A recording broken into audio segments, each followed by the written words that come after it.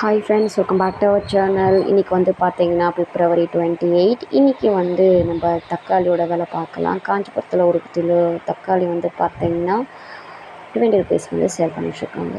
Like பண்ணுங்கள், comment பண்ணுங்கள், share பண்ணுங்கள், சப்ஸ்கிரைப் பண்ணிக்கோங்க.